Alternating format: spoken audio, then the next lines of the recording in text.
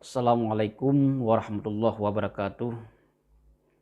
Nahmaduhu wa nasta'inuhu nastaghfiruhu wa na'udzubillahi min syururi anfusina wa min sayyiati a'malina may yahdihillahu fala mudhillalah wa may yudlilhu fala hadiyalah. Asyhadu an la ilaha illallah wahdahu la syarikalah wa asyhadu anna Muhammadan 'abduhu wa rasuluhu la nabiyya ba'da amma ba'd. Hadirin sidang jamaah pendengar yang dirahmati oleh Allah sekalian, dalam istilah tasawuf pernah kita mendengar satu kata-kata yaitu zuhud. Apa sih makna daripada zuhud ini? Apa pengertiannya secara loghat, secara bahasa, dan secara istilah yang diistilahkan oleh para ulama sufi? Kadang-kadang ada kala seseorang salah dalam memaknakan arti daripada zuhud, sehingga mereka terlena, terlelap daripada keduniaan. Ada kalangan kadang-kadang mereka benar dalam mengartikan apa itu makna zuhud, sehingga dalam hal ini merekalah yang mendapatkan kebahagiaan dan memperoleh kemenangan daripada Allah Subhanahu wa taala. Ayuhal mustami'un, sidang jamaah yang dirahmati oleh Allah sekalian. Zuhud mempunyai dua makna dalam istilahnya secara bahasa dan secara istilah ataupun secara yang telah dirangkumkan oleh ulama sufi. Az-zuhdu loghatan dalam kitab karangan Imam Al-Ghazali, beliau menjelaskan az-zuhdu loghatan al-i'radu 'anis syai'i ihtikaran lahu. Berpaling, menyendiri daripada sesuatu karena kita menganggap hina sesuatu tersebut. Sedangkan makna daripada syarak, pada pengertian syarak, istilah syarak yang dikatakan dengan zuhud adalah akhdhu qadri darurah minal halal mutayakinil hal. Mengambil ukuran kemudaratan, kebutuhan daripada yang halal yang diyakinkan itu halal. Jadi itu pengertian daripada zuhud secara syarak. Maka daripada definisi yang telah kita baca ini, perlu kita ketahui yang bahwa zuhud seseorang itu merupakan ada dalam hati seseorang. Ada dalam hati.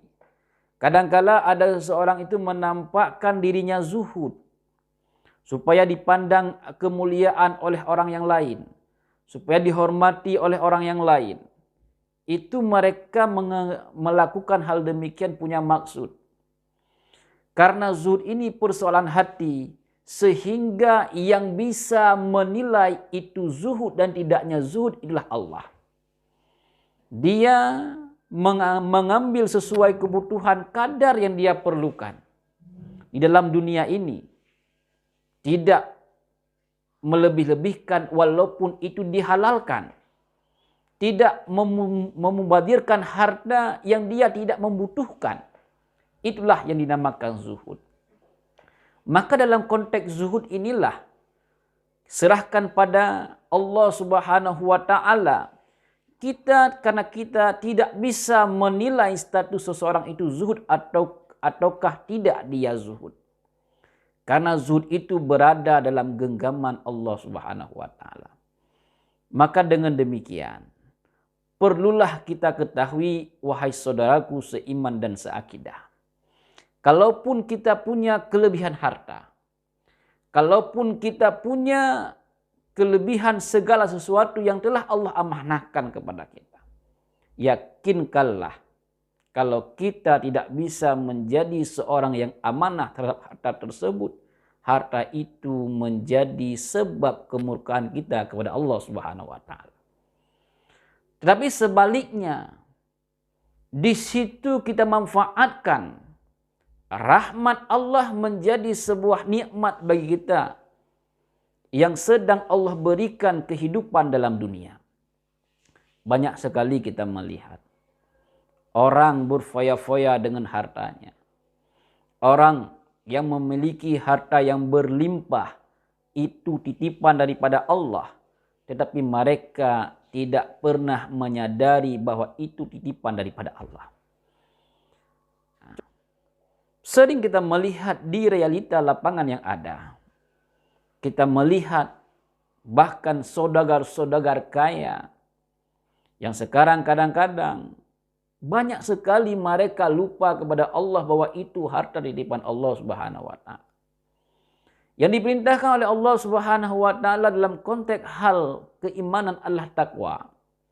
Takwa kita kepada Allah. Bagaimana keadaan kita di sesudah bertakwa? Tentu jawabannya keadaan yang memiliki kesenangan akhirat, yang memiliki kesenangan di yaumil mahsyar nanti. Maka dengan demikian, takwalah kepada Allah. Takutlah kepada Allah. Apa yang diberikan oleh Allah Subhanahu wa taala, jadikan itu sebagai amanah. Apa yang belum diberikan oleh Allah Subhanahu wa taala, jadilah kita seorang yang qanaah. Bagaimana yang dimaksud dengan qanaah ini? Qanaah yaitu orang yang tidak mengeluh dengan apa yang tidak dia miliki. Dia merasa apa yang sudah Allah berikan kepada kita itu merupakan suatu hal yang patut disyukur oleh dia. Kenapa?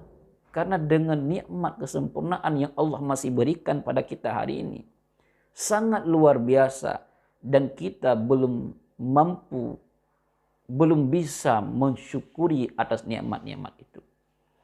Coba bayangkan saudaraku sekalian, hari ini Allah memberikan mata. Hari ini Allah masih menetapkan gerak fungsi daripada dua tangan. Hari ini Allah masih menetapkan hati kita dalam jiwa kita. Hari ini Allah masih Allah masih memberikan kepada kita fungsi daripada kaki kita. Itu merupakan nikmat yang Allah berikan. Untuk apa? Untuk kita bersyukur kepada Allah. La in syakartum la azidannakum wa la in kafartum inna adzabil lasyadid. Seandainya kamu bertakwa, jika seandainya ada ketakwaan, syukur pada kamu dalam bentuk ketakwaan, maka la azidannakum, Allah akan menambah. Allah akan melebihi nikmat kamu. Allah akan melebihkan kamu. Wala in kafartum inna azabil lasyadid.